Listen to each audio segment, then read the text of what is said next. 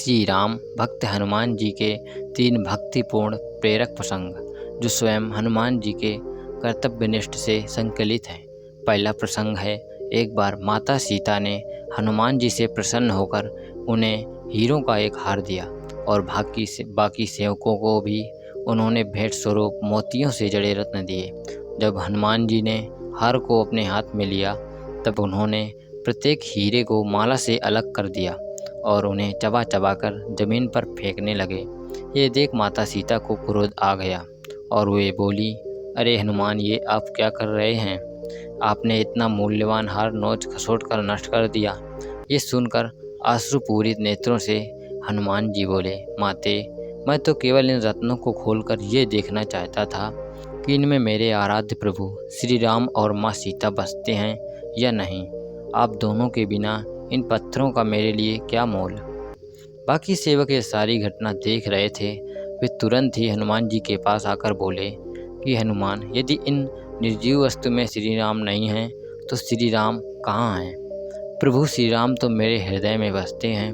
इतना कहकर उन्होंने अपनी छाती चीर डाली और माता सीता सहित सभी सेवकों को हनुमान जी के हृदय में श्री राम जी के दर्शन हुए।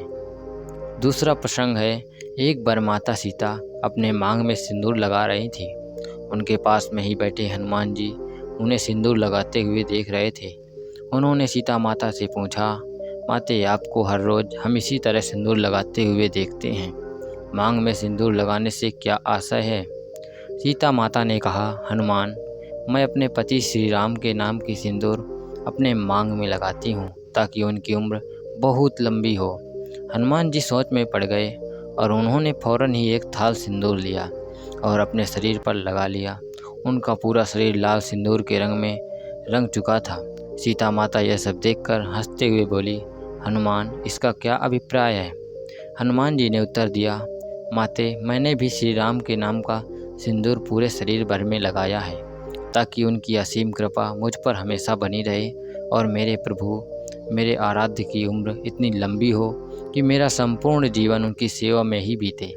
हनुमान जी के इन वचनों को सुनकर माता सीता का हृदय गदगद हो उठा। इसी प्रकार तीसरा प्रसंग जो स्वयं हनुमान जी के द्वारा है, जब हनुमान समुद्र पार करके सीता माता को खोजने के लिए लंका पहुँचे तब वे रावण के छोटे भाई विभीषण के पास गए।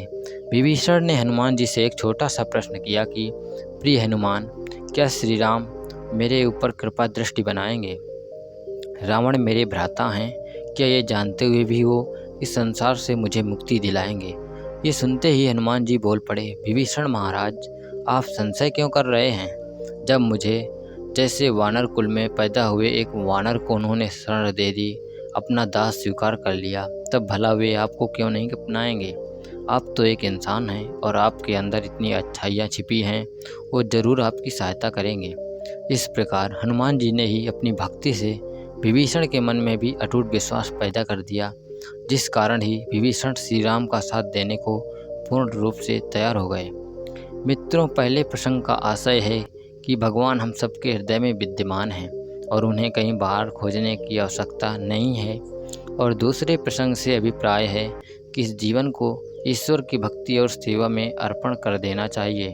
और तीसरे प्रसंग से अभिप्राय है कि यदि हमारे अंदर भगवान के प्रति श्रद्धा, भक्ति और विश्वास है तो हम यही विश्वास दूसरों के अंदर भी पैदा कर सकते हैं।